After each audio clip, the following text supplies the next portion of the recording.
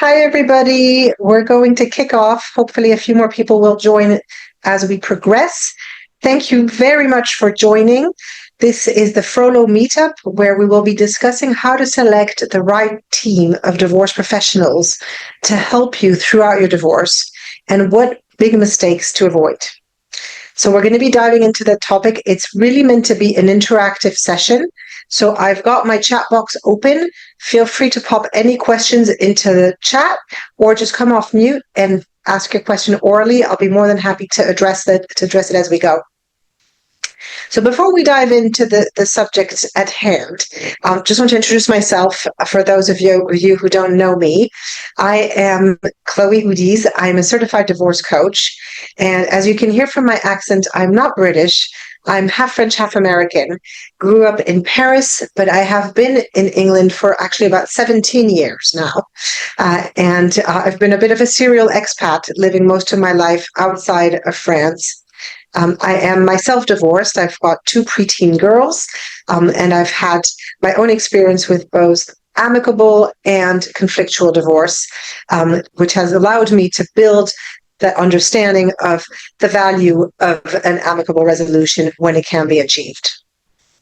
On the professional front, I am a certified divorce coach, which means that I am specifically trained to be an alternative dispute resolution specialist, meaning I'm there to support my clients in resolving their disagreements out of court. So I work in particular with expats and internationals, but not only. And the objective is to really help them communicate better, de-escalate conflict, and manage the negotiations, which effectively divorce is, in the most peaceful way possible. So my philosophy and my approach to coaching is really built around 5 pillars. The first one is the importance of planning ahead. And like anything in life that's a challenge, if you were changing careers or moving houses, you'd have a plan. You'd do your research, you'd make sure you have all the information you need, that you'd have the right expectations with regards to timeline, and that you've mobilized the right professionals to support you throughout. The second pillar is focusing on the children. And that's said a lot in the context of divorce, of course, because children often find themselves being kind of caught in the crossfire, but really thinking of the children in any decision you're going to make and making sure that that remains your moral compass. What is best for my children? Apologies.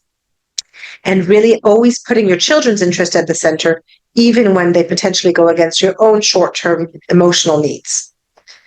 The third pillar is thinking long-term. And this is something that people often find difficult to do. I remember finding it difficult myself when I was going through divorce, really looking past the immediate context and making sure that the arrangements and agreements you reach are sustainable in the long term. So while they might make sense today, how does that work for you 5, 10, 15, 20 years from now? And that includes, from the children's perspective, how will your child arrangements adapt as your children grow, and how will you make sure that they're still applicable in that context? And from a financial perspective, it's looking past the immediate amount of money you're likely to get out of the settlement and really making sure that in the long term, you have enough money to sustain yourself, to retire at a decent age, and to maintain a relatively similar lifestyle to the one you've had before. The fourth pillar is around keeping conflict to a minimum. As we all know, conflict is sort of inevitable in divorce. There's always going to be disagreements, so it's important to be aware of that. But by trying to consciously reduce conflict to the bare minimum, we can make sure that the process is smoother, faster, and overall just less painful. And what that requires is a specific emphasis and focus on collaboration and communication. Now, one of the reasons why some divorces last years is because communication breaks down, and because, of course, the spouses are not getting on, they stop speaking to each other, they start speaking entirely through solicitors, and they rack up crazy bills, but also things take forever to resolve. So I'm a very firm believer that if you're able to keep a lid on the amount of conflict and to set aside your short-term emotions to really put forward your long-term interests, which are really to get divorced faster, cheaper, and with less stress. If you're able to do that, then you can get much better outcomes. And the whole divorce experience moves away from the stereotype of being this, battle that destroys everything and that empties your bank account, and becomes an opportunity really to just move on to the next chapter of your life. I'm sorry, I'm going to cough again because I've got a cold. So today I'm going to be talking to you about an element that I address in my book, which is called Don't Screw Up Your Divorce. And I just released this book a month ago now, almost a month ago. And the whole point of the book is to help people to prepare for divorce, know what to expect, and make sure that they have all the tools they need to make sure that their divorce goes well and that they're in control of how it goes down. So back to my analogy of looking for a new job or for a new home, you're not going to improvise those kind of things. And divorce is one of those events that impacts every area of your life. So you definitely don't want to improvise. Taking the time to understand what the divorce process looks like, what to expect, what the options are with regards to divorce paths, but also who are the right professionals to surround you, which is what we're going to talk about today, and how to communicate with people around you, whether it's your spouse, your children, or others. All of that is essential to make sure that you have really strong foundations. By the time you kick off your divorce, you've got all your ducks in a row, you know what to expect, you have a plan, and you're in control of the situation. So your divorce doesn't happen to you. You end up driving the divorce in the direction you want it to go and getting to outcomes that are relevant to you and aligned to your interests. So I'm going to be talking to you a little bit more today about the chapter that is relevant to selecting the right professionals, and I'll read a short extract from the book as well. And I'm going to talk you through the different types of professionals that are available to support you during divorce, but also how to select them, what kind of questions to ask, and how do you make sure that you're surrounded not just with people, but with the right people. Now, when we look at statistics, they show that about 90% of couples at the start of their divorce intend to divorce amicably for whatever reason. Sometimes because they don't want to have unnecessary conflict, sometimes purely for financial reasons. But there is that intent in the vast majority of couples. The reality is that the statistics show that only 20% of couples who attempt a do-it-yourself divorce succeed. And that's because it's really hard. You're negotiating, which is not a skill that we necessarily have much experience with, but especially you're negotiating over the most precious things in your life, your children, your home, your pension. So it's, of course, a very sensitive topic, and it becomes very difficult. And what happens is that people become stuck because they disagree about something, and they have a tendency to throw in the towel and say, well, we'll just take it to court. And that's when things get out of hand and you lose complete control over the process. So the three keys that I've seen time and time again in my practice between people who manage to divorce successfully, and that means painlessly and fast and cheap, and those who don't, are really the importance of preparation. So just like any big project, you're not going to start building a home without having a blueprint. So being prepared, gathering your facts, knowing what you're heading into, and having all that information gathered. Second is mindset. Understanding that divorce is not a battle. It's not War of the Roses and all those stereotypes we see on TV. It's really about compromise, and it's about finding agreements that are mutually acceptable. Nobody comes out of this winning. By definition, you're splitting things up. You're splitting up money. You're splitting up time with your children. So coming into this conversation and into this process, understanding that this isn't about winning, or it isn't about getting revenge on your spouse. It's really about trying to dissolve your common life and assets in the smoothest possible way so you can focus on what matters, which is really the next chapter. And then the third key is support. And that's what we're talking about today. And support, as I hinted to, is not just about the right professionals, it's the right professionals within that profession, the right people for your specific case. Sorry, I've just seen a few people in the waiting room, letting them in. So those are really the three keys and the three foundations to being able to divorce in a way that doesn't get out of hand, where you feel that you're getting to the divorce you want and to terms that are acceptable to you, and you don't end up in a legal quagmire where really you end up spending all your money, all your time dealing with a divorce for years on end. This next slide is probably something that you're all familiar with regards to the divorce process. But the reason why I have it here is to try and really reiterate the importance of understanding that divorce is so much more than a legal process.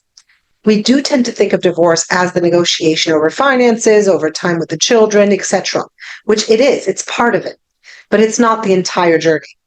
For a lot of you, I'm assuming a lot of you on the call are either going through divorce or about to. That process has started a while ago, months, years ago. That debate of, oh my God, should I stay with this person? Is this the right relationship for me? How do I get out if you've already realized that it isn't the right relationship? All that internal debate and all those conversations, thinking about what it is you want out of life and what that road after divorce might look like. So that process for some people takes years, for others it's faster, but that's really when it all starts.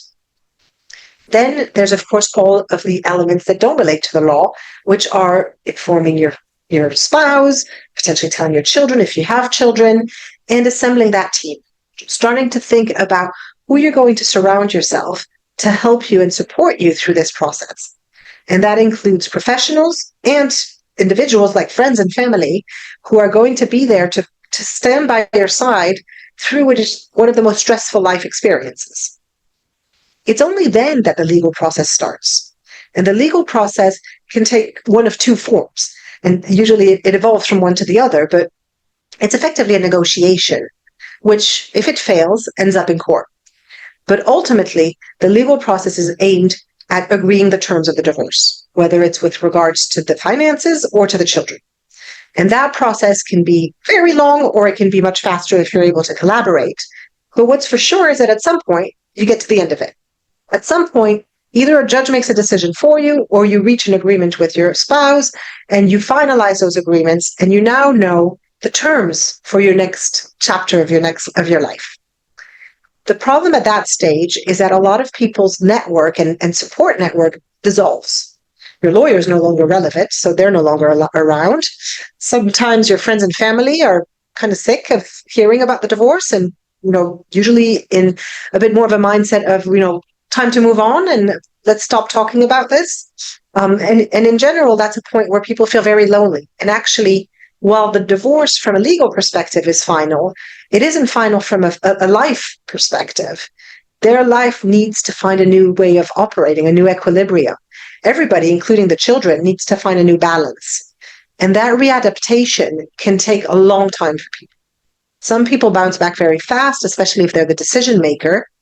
Others need many years to get used to this new way of working and this new shape for their family. And actually, that's quite a vulnerable time because, as I was saying, they don't have that support network as mobilized as they did, in stages 1 to 4. So in my book, I have a chapter which I want to read the introduction to you guys. It's the chapter 4, which is called "How Do I Get Organized?"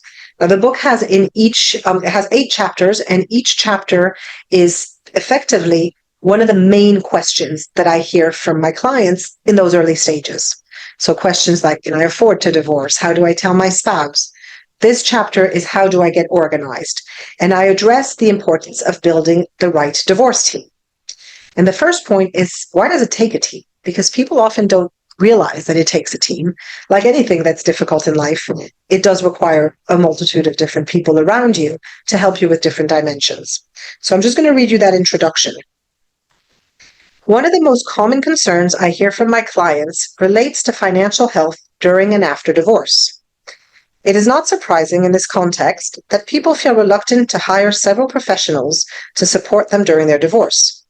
The unintended consequence is that they often end up hiring a single professional, often a lawyer, and expect them to provide all the dimensions of support they require. Unfortunately, no single professional can offer this service. Combining various professionals ensures that all aspects of the divorce are addressed comprehensively. Just like raising a child, divorce takes a village. It's unrealistic to expect one professional to advise on all the aspects and implications of your divorce. I like to share the following comparison with my clients. Imagine you required surgery on your back. You would need support from an array of different specialists. The surgeon, of course, but also a nurse, an anesthetist during the surgery, and a physiotherapist, maybe even a personal coach to get back in shape afterwards. Divorce is no different. It takes a team of experts to handle all its implications, a coach to help you navigate the process, a lawyer for legal advice, a financial advisor for financial counsel, etc. I strongly recommend that you bring these professionals together as a coordinated team at key strategic junctions rather than have them work in silos. This is because legal, financial, and emotional issues are often intertwined, and decisions in one area often impact the others. So this hopefully is a good summary of why you need several people to surround you during divorce. The example of the surgery is one, but if you think of anything difficult, anything challenging in life, it takes a support network to be there with you. Politicians who get elected into office, they've got a whole team. They have a PR specialist, they have a speech writer, they've got a policy lead, all these people who are there to support them and to make sure that they have all the different aspects of the campaigning covered. So anything difficult requires a team. The difficulty in divorce is that there's a lot of financial uncertainty, and it's scary to hire several professionals. What's ironic about that, though, is that if you select the right people and you use them for the right thing, it's a lot more economical than if you choose one person, especially if it's a lawyer, and rely on them for everything. First of all, you're not going to get everything, but also it's not as cost efficient. So really, the reason why we need a team is because divorce impacts every aspect of our life. It's often said that there are 4 divorces, and the one we always think of is the legal divorce, the paperwork, the administration of the divorce. But divorce has, of course, a huge impact on your finances. You're dividing assets. It's going to lead to potentially going back to work if you haven't been working all this time. It can lead to a real difference in lifestyle. So the importance of the impact divorce has on your finances should not be understated. The other 2 are also very important, and people don't usually think of them or express them as such. Divorce has a social impact. You lose a certain status. You lose being a couple, going out as a couple. You lose potentially friends and family members who may disapprove of your divorce or who may take sides. And then on the emotional side, there's a grieving process. Divorce is hard emotionally because you are grieving the life you foresaw. You haven't planned to get divorced. Nobody gets married thinking they're going to get divorced. You got divorced because things didn't work out, but that's still not an easy process to accept, even if you're the one making the decision. So all of those 4 aspects need to be addressed. And as I was saying, there's not really a single person who can do the lot. It takes a team, and you need to make sure that you have the right people around you to help you with every one of those aspects. They're all equally important. I wanted to share an exercise that I have in my book and that I often do with my clients. And this is really to help you think about whether you have the right team around you. Think about who is filling each of these roles in your life, and at this transition in your life in particular. Who is the person who's listening, who's there to hear you out, to just be there, to listen and let you vent? Who's your cheerleader? Who's the person helping you go out and have fun and forget about the divorce? Who's your legal advice? Who's your financial advice? All of those tips of the star are incredibly important. And the mistake that people make is they expect 1 or 2 people to cover 7 roles. The reality is that when you start mapping names of people against each of these different categories, you need to make sure that you're not relying on 1 or 2 people to do the law. Ideally, you wouldn't want to have someone's name in more than 2 places. Now, you can have several people in each place. That's brilliant. But you don't want to have 1 or 2 people sharing the whole load. The other thing that's important is to be clear with people who are not professionals if you need them to fill one of those roles. If you have a friend who you're seeing as the person who's going to help you get your mind off the divorce and help you, think of other things and have a good time, tell them, speak to that friend and say, listen, when I'm with you, I don't want to talk about my divorce. I want to have fun. I need an outlet. So could you be that person for me? Set those expectations very clearly from the beginning. For the professionals, it's pretty clear that, a lawyer knows that they're there for legal advice. But for your friends and family, ask them, tell them explicitly what it is you need from them. Because a lot of times they want to help. They're really trying to be there for you, but they don't understand what it is you need. So they may be talking about the divorce all the time when you don't want to talk about it. Or they may be bad-mouthing your ex and you don't want to have that conversation. So just be very clear about what you expect from them and be clear with yourself what person is in each role. Now, in the book, I talk about a variety of different professionals, and I think people don't realize how many different sorts of professionals there are out there to support you during divorce. Not everybody needs every person on this slide, and there's actually a lot of other roles outside of these. This is really for you to cherry pick and to see based on your situation, your emotional state, but also the complexity of your case, what kind of professionals and people do you need around you? So from a professional standpoint, thinking about what the complexities are going to be in your specific case is going to help you identify the type of professionals you need. So if, for example, co-parenting is a big concern because it hasn't worked well during the marriage and it's working even less well during the divorce, potentially a co-parenting coach is a good resource. If you've got massive pensions, or if your pensions are complex and in various countries, for example, a pensions on divorce expert is a very helpful resource. They're going to help you understand the value of each of those pensions, and they're going to issue recommendations with regards to how to split them. A mortgage advisor is a very important person as well. If you've got a family home, you're going to need to explore whether you can sell it, whether you can buy out your ex if that's what you want to do, or even if you are going to sell it, whether you can afford to get a new mortgage on your own for a new property. Depending on your context, it may be that any one of these professionals come into play, and they are part of your arsenal. Think of them as part of your toolbox of people around whose job it is to help you through the divorce. And once you have a bit more information about each of these roles, you can make an informed decision about whether you need that support. Now, you don't necessarily need everybody from day one. Different professionals will come in at different stages, but being aware that at some point I'm going to have to speak to a, for example, financial advisor allows you to plan ahead and to know that that part in the star that I was showing is going to be filled by a professional who knows what they're doing and who's going to be fully equipped to help you through it. Now, before you select anybody, whatever category you decide is applicable to you, you also need to select the person, because this is, of course, a very uncomfortable time in your life. And you want to make sure that the people around you are not just qualified with regards to their expertise, but are also people that you relate to, people that you trust, people that you feel comfortable with, that share your ethos. And like with every profession on the planet, there's good apples and bad apples. So you're going to want to take some time to make sure that you're really thinking about what kind of person works for you. And one of the mistakes that a lot of people make is that they ask friends and family for recommendations, which is great. It's a great starting point. Or they Google, which is a bit less of a great starting point. But they ask around and they just go with the first person that comes along.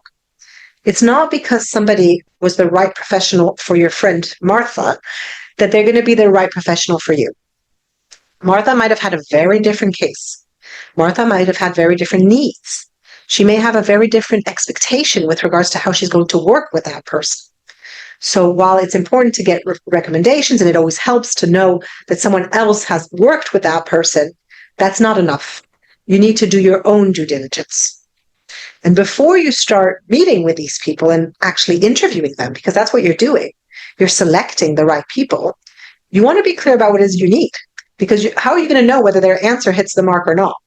You first want to define what your needs are, what your expectations are. So think about what's your top priority in this divorce. Are you trying to have it be as fast as possible, as painless as possible, as cheap as possible? Or are you actually trying to take your time and do this the proper way with as much thoroughness as possible? Are you trying to seek revenge on your spouse? Are you trying to never have to speak to your spouse again? All of that is really important in defining the right professionals, because you're going to want people who are going to help you achieve those goals. So if you can set from the beginning that vision of what you want this divorce experience to look like, but also your life afterwards, then you know what good looks like, because somebody who allows you to get to those objectives is the right person for you. So think about how you want your divorce to look, to feel. Do you want it to be, a legal battle? Some people do want their day in court. Some people want to get it over with as fast as possible. So really be clear with your own objectives and make sure that whatever you decide is not something that you're going to look back on and feel regret about. So make sure that in 5 years' time, when you look back at how you behaved, at the people you chose to represent you, you don't feel embarrassed. If your children were to see, some of the correspondence, some of the behaviors you've exhibited, how do you want to feel about them? And that's really important in terms of making sure that your behavior is aligned to your values. Because when we're upset, we lose track of our values. We become very responsive. But if you can have that mapped out from the very beginning, you can avoid getting sidetracked by short-term emotions. So once you're clear about what you're aiming for, what is it you want? What kind of experience you want this to feel like, it to be like? Then you can start thinking about, okay, who are the people that I can recruit to help me get there? You've defined that finish line. How do you get there? And who do you need to support you in that process? So the obvious professional that everybody thinks of in the context of divorce is a lawyer. And while you don't technically need a lawyer to divorce in England and Wales, a lot of people do end up working with a lawyer, because sometimes you need to understand what the law says. You need to understand how it would apply in your case. So what would you be looking at if it went to court?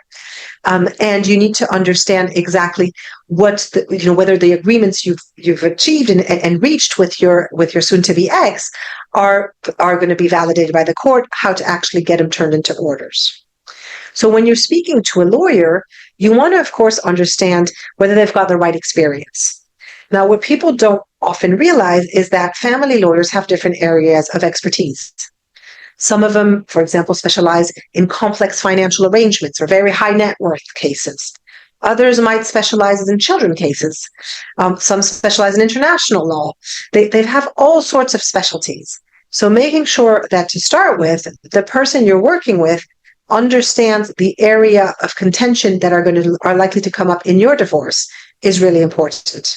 Make sure that they have the expertise to help you address the main problems that are likely to come up during your divorce. So if you know that you're going to likely to fight a lot around pensions or about the children, you're going to choose somebody who has that area of expertise. It's also important to understand that most lawyers operate in a law firm context, which means that they have a team. And a lot of the time they have juniors who do a lot of the legwork for them. And some people love that, some people hate it. The upside, of course, of having a junior is that everything that is more administrative and transactional can be done by somebody who costs a whole lot less than the lawyer you're working with. So economically, it makes sense. Now, some people don't like having two interfaces and having to speak to an associate and to the partner, and to not have direct access to the partner they're meant to be working with. So have a think about how that would work for you. Do you actually rather save a bit of money and make sure that you have that flexibility of different rate cards when you're working with different people? Or do you actually want to have a very exclusive relationship with your lawyer, and you don't want somebody else getting involved? One of the big things that I see come up as a bone for contention and something that people get very upset about during divorce is communication with their lawyer. Lawyers are busy people. They go to court sometimes and their phone is off during that time. But also, while your divorce is your divorce and the only one happening in your life, they're dealing with 10, 15, 20 divorces. So sometimes it can prove very difficult to get quick responses from your lawyer. So from the very beginning, check with them how they work. What's the estimated time for them to come back to you when you contact them? Do they prefer emails or WhatsApp, or can you call them? How quickly can they get back to you? Because when you get that nasty email from your spouse, you want an answer there and then. And it may be that for the lawyer, waiting 2 days isn't the end of the world, but to you, those 2 days do feel like the end of the world. So be clear about your expectations and make sure that that aligns to how that lawyer works, because it may or may not be a fit. Another really important question to ask is whether they know your soon-to-be ex's lawyer. Now, you don't always know whether they have a lawyer or who it is, but if they do, and you know who it is, check with the people you're interviewing whether they know that person. Because if they know them, if they have a solid relationship and they're used to working with them, the likelihood that they can work together to negotiate a good deal is a lot higher. If it's somebody they don't like, if it's somebody they've had, very unpleasant interactions with in the past, it's a lot less likely that they're going to reach a deal. It's harder to negotiate with somebody you don't like or somebody you don't get on with. So it's really important to check whether they know the person, whether they know how they work, what their mindset is, what kind of tactics and strategies they might use. Are they somebody who plays nasty games, or are they quite a straight shooter? All of that's going to be really important insights in helping your lawyer negotiate with that counterpart. Of course, one of the big questions that comes up time and again when you're speaking to a lawyer is how much it's going to cost. And you'll see that most lawyers will give you an estimate that's very broad, because the reality is they can't control those costs. Part of it depends on how the other side behaves. So they will be very risk averse and usually give you a wide bracket, which doesn't really help you. Now, there's a lot of ways in which you can control that nonetheless. You can agree with them an invoicing schedule. So you can tell them, I'd like to be invoiced every £1,000 or every month. Usually I find amounts work better in terms of increments, but whatever works for you, but some kind of very clear structure to that invoicing so that you can keep track of how money is being spent and keep track of those expenses and potentially pivot if need be. So if your legal bills are getting out of control, you may change your approach and tell your lawyer, you know what, I'm going to use you only for the things you can do or only you can do. And I'm going to roll up my sleeves and do a lot of the rest myself. I'm going to draft correspondence. I'm going to try and get documents myself, etc., etc. So at least having control over how that money is being spent is going to avoid things slipping out. So agree up front how that lawyer invoices, how often, and whether they're willing to comply to your expectations. And then the last question that's really important is understanding what their philosophy is with regards to resolving disputes. As we all know, there's lawyers out there who have a bad reputation for fueling conflict, because ultimately your lawyer is being paid by the hour, and the more you can charge them, the more they can charge you, the more money they make. So it's important to make sure that they're somebody who is resolution focused. Ideally, if you see that they're trained also as a collaborative lawyer or as a mediator, those are really good indicators. If they're members of organizations like the Amicable Divorce Network, like Resolution, those are other really good indications. But ask them, point blank, ask them, what is your philosophy? Do you believe in mediation? Do you believe in out-of-court resolution? You're going to get a sense of whether they're a litigator and that kind of bulldog or a Rottweiler lawyer, or if there's someone who's going to actually help you keep things appeased and negotiate things in a way that doesn't antagonize your ex. And again, based on the objectives you'll have set for yourself, that'll tell you whether they're the right person or not to work with. So this is really important to make sure that that person's approach to conflict management is aligned to what you want to see happen. Now, another very important professional that comes up in the context of divorce is family mediators. I'm sure a lot of you have already heard about family mediation. It's effectively a process where a neutral person, the family mediator, comes into play to help both of you come to an agreement.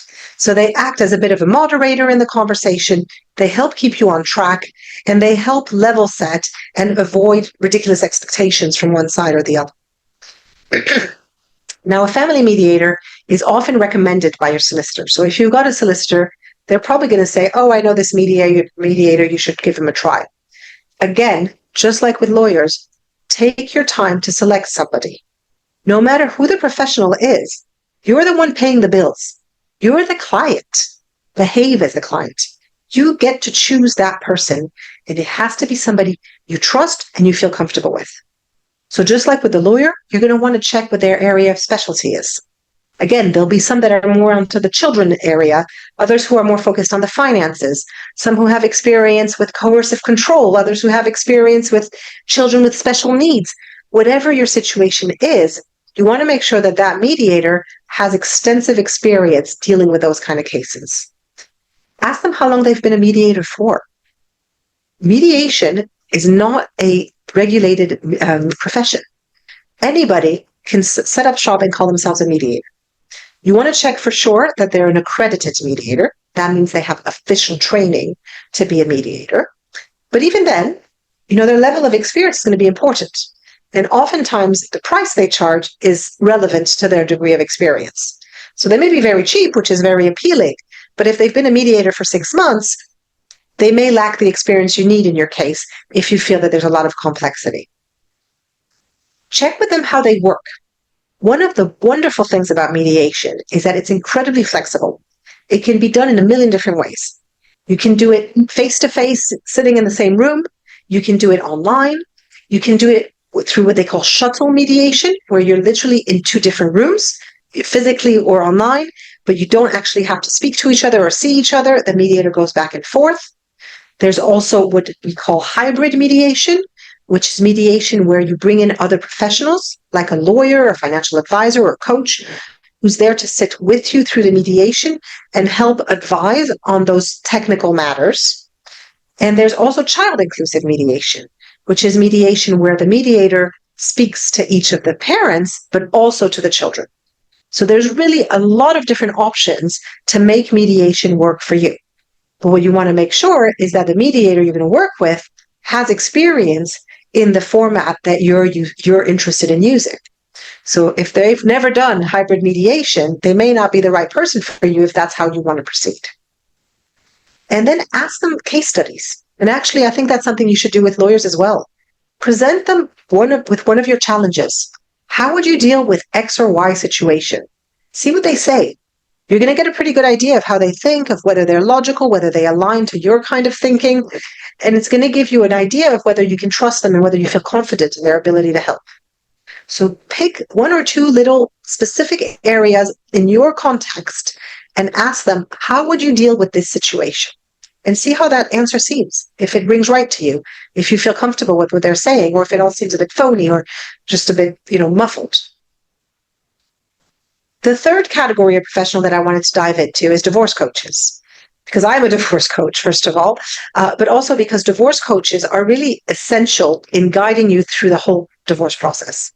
So just like when you're hiring a personal trainer to be a physical coach, and you're going to tell them, I want to lose 10 pounds by next March, they're going to help you get to that finish line. They're going to help you define the finish line. They're going to help you with the emotional resilience to get there at times where it gets hard. And they're going to help you build skills to help you get to that objective and sustain that objective. So when you're speaking to a divorce coach, there's a lot of different divorce coaches out there. Ask them what their niche is. Most divorce coaches have an area of specialty. Mine is international divorce, as I mentioned. Some people are coaches specializing in domestic abuse, for example. There's some that specialize in families where the parents have special needs. There's some that specialize in families that have X or Y specific context. So ask them what their niche is and see whether it aligns to your situation. Now, your divorce has different angles to it, so it's not going to be necessarily somebody who has a niche that aligns to everything that is relevant to you. But whatever is the primary identity that you hold, your primary concern as well within the divorce is something that is going to be important to find in that divorce coach. Ask them what qualifications they have. Just like with a mediator, it's not a regulated profession, so anybody could call themselves a divorce coach. That being said, there are some real qualifications out there that require people attending a degree, having continuous education, and signing up to a code of ethics. So personally, I did the CDC Certified Divorce Coach program, which is the oldest one around, the most established. That's a really good qualification to have and a very good comfort for you to know that I'm being continuously reassessed, that I'm continuously learning, and that I'm involved in an organization that signs up to a code of ethics. So check that. Check what qualification they did, whether it's serious, whether they really have that specific knowledge, or if they're just saying that they're a divorce coach because they went through divorce themselves. Ask them how they work with other professions, solicitors, but also financial advisors, any other professionals. Look for a coach who has a network, who works collaboratively with those other professionals. Just like I said earlier, you don't want silos. You need a team to coordinate, to have a joint strategy, to all be working towards the same objective. So if your coach is used to working with professionals, then they're going to be able to do that in your case as well, and to support you in that integrative and collaborative way. Ask them if they know your solicitor. That's always a plus.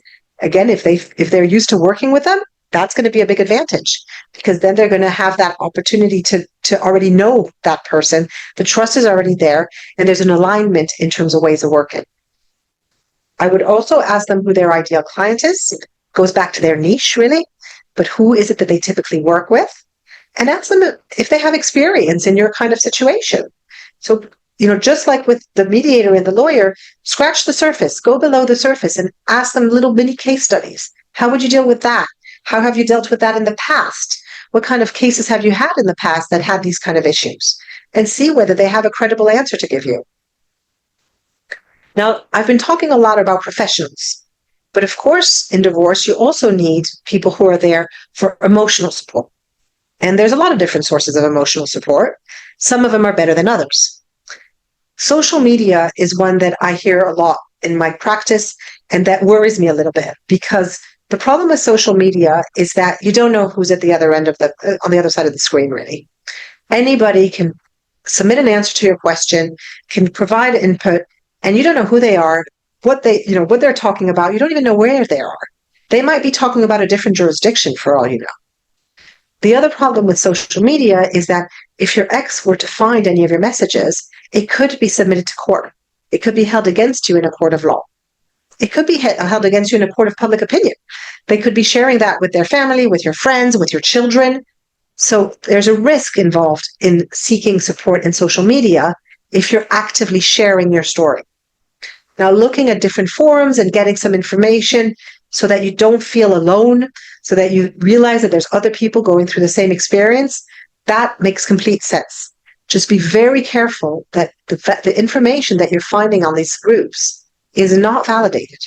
It is from complete unknown people who you have never met, and you have no idea what kind of qualifications they have to be answering those questions. Now, the second obvious source of emotional support is friends and family. Now, friends and family are incredibly important. They're part of that support network that's there to support you throughout the experience, but also afterwards. The only problem with friends and family is that they're biased. They know your ex, they know you, they want to make you feel better. Sometimes they share their own experience and they transfer their own experience of divorce onto you and make things worse than they need to be, or even give you wrong advice. So be careful and understand the limitations of relying on friends and family. They're brilliant for emotional support. They're brilliant for a lot of those different bits that I mentioned in that star, listening, cheerleading, helping you have fun. All of that is really something that only a friend or a family member can help you do. They're not there to advise you. Do not use them as financial advisors, lawyers, or even just strategic advisors as a coach to help you make decisions, because they don't know what they're talking about, even if they've been divorced themselves, because your case is different. Every single case is different. So be careful not to fall in that trap of having friends and family advise you in the wrong way, albeit with the best of intentions, and lead you to making the wrong decisions. Now, on the professional side, you can seek out a coach or a therapist. Typically, a therapist deals with things looking backwards, so past trauma and upset. A coach is really forward-looking. How do you move on to the next chapter? Where do you want to be heading? But that professional support can be incredibly helpful in helping you sort out emotions and separate the emotions from the decisions you're having to make during the divorce process.